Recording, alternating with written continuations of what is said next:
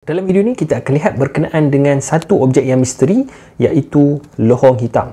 Jadi apa itu lohong hitam? Lohong hitam ni dia adalah satu kawasan dekat dalam ruang masa yang mana dekat kawasan ini gravitinya itu terlalu kuat sampai cahaya pun tidak boleh keluar daripadanya. Jadi kalau ada cahaya yang masuk ke dalam lohong hitam, dia tak boleh nak keluar daripada lohong hitam itu. Sebab itu bila tidak ada cahaya yang keluar, kita panggil dia sebagai lohong hitam. Jadi ada banyak persoalan-persoalan tentang misteri lohong hitam ini, dan kita akan cuba lihat berkenaan dengan tiga persoalan, iaitu yang pertama adalah bagaimana lohong hitam ini dia boleh wujud, yang kedua adalah berapa saiz lohong hitam ini, dan yang ketiga adalah macam mana kita boleh tahu lohong hitam itu wujud sedangkan kita tak boleh nak nampak dia. Untuk persoalan yang pertama, bagaimana lohong hitam itu dia boleh wujud, bagaimana lohong hitam dia lahir. Untuk kita faham tentang kewujudan lohong hitam, kita perlu lihat kepada satu lagi objek, iaitu bintang. Bintang ini dia adalah objek-objek yang bercahaya yang kita lihat kat langit itu, termasuklah matahari kita. Bintang ni dia datang daripada pelbagai saiz, daripada saiz yang lebih kecil daripada matahari sehinggalah saiz yang berpuluh-puluh kali ganda lebih besar daripada matahari. Bintang yang saiz besar ini bila dia mati, dia akan meletup jadi supernova dan dia akan meninggalkan lohong hitam dekat tengah dia itu. Jadi daripada mana wujudnya lohong hitam ini? Dia wujud daripada bintang-bintang yang saiznya sangat besar. Kemudian bila bintang ini mati, maka dia akan menghasilkan lohong hitam. Persoalan yang kedua, berapa saiz lohong hitam? Adakah lohong hitam ini dia sangat-sangat besar ataupun dia sebenarnya kecil sahaja? Lohong hitam yang wujud daripada kematian bintang ini sebenarnya saiz dia sangat-sangat kecil kalau kita nak bandingkan dengan bumi ataupun matahari.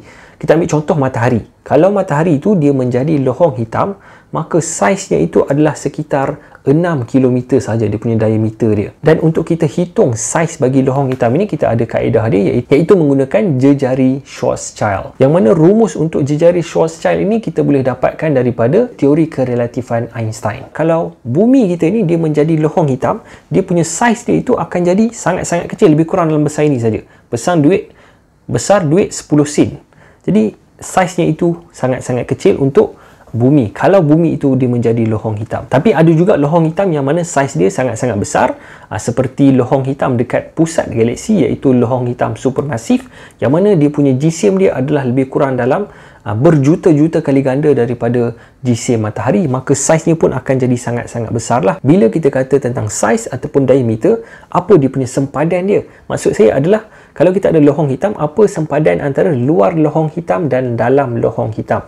Jadi sempadan lohong hitam itu kita namakan dia sebagai ufuk peristiwa, yang mana kalau kita melepasi ufuk peristiwa itu, kita tak boleh nak keluar dah, melainkan kita kena bergerak lebih laju daripada laju cahaya. Jadi itu adalah berkenaan dengan saiz lohong hitam. Macam mana kita nak tentukan dia? Kita tentukannya berdasarkan daripada jejari Schwarzschild. Dan persoalan yang terakhir, bagaimana kita boleh tahu kewujudan lohong hitam itu sendiri sedangkan lohong hitam itu dia tidak mengeluarkan cahaya langsung? Setakat ini kita ada beberapa kaedah yang mana kita boleh kesan kewujudan lohong hitam itu, iaitu yang pertama adalah melalui pengimejan secara terus. Anda mungkin pernah lihat imej lohong hitam yang keluar pada tahun 2019. Jadi imej ini bukan diambil oleh kamera biasa, tapi dia diambil oleh teleskop radio. Teleskop radio ini dia mengumpul maklumat daripada gelombang radio yang datang daripada sekeliling lohong hitam tersebut. Itu yang pertama. Yang kedua adalah dengan kita melihat kepada gelombang kegravitian yang dihasilkan apabila dua lohong hitam bertemu. Jadi lohong hitam ni dia meliukkan ruang masa. Apabila ada dua lohong hitam yang kedua-duanya meliukkan ruang masa, bila dia bertemu, maka ruang masa itu dia akan bergetar. Apabila berlakunya getaran ini, dia akan tersebar ke seluruh alam semesta, dan bila kita kesan getaran ini yang kita panggil sebagai gelombang kegravitian, maka kita dapat tahu bahawa wujud lohong hitam yang menghasilkan gelombang tersebut. Jadi itu adalah kaedah yang kedua. Dan yang ketiga adalah dengan kita melihat daripada pancaran sinar X yang dihasilkan apabila ada lohong hitam, kemudian ada objek-objek yang masuk. Bila objek itu dia masuk, maka dia akan berputar dengan laju dan dia akan menghasilkan sinar X daripada lohong hitam itu. Jadi sebenarnya kita bukanlah melihat lohong hitam itu, tapi kita melihat kepada objek-objek yang berada di sekeliling lohong hitam tersebut. Jadi itu adalah untuk persoalan yang ketiga. Namun bukan setakat itu saja persoalan mengenai lohong hitam. Ada banyak lagi persoalan-persoalan lain yang kita tak tahu tentang misteri lohong hitam ini. Jadi setakat itu sajalah untuk video ini. Kalau ada apa-apa soalan, boleh tuliskan di ruangan komen di bawah. Boleh juga komen apa lagi tajuk yang anda nak untuk video yang seterusnya. Kita jumpa lagi.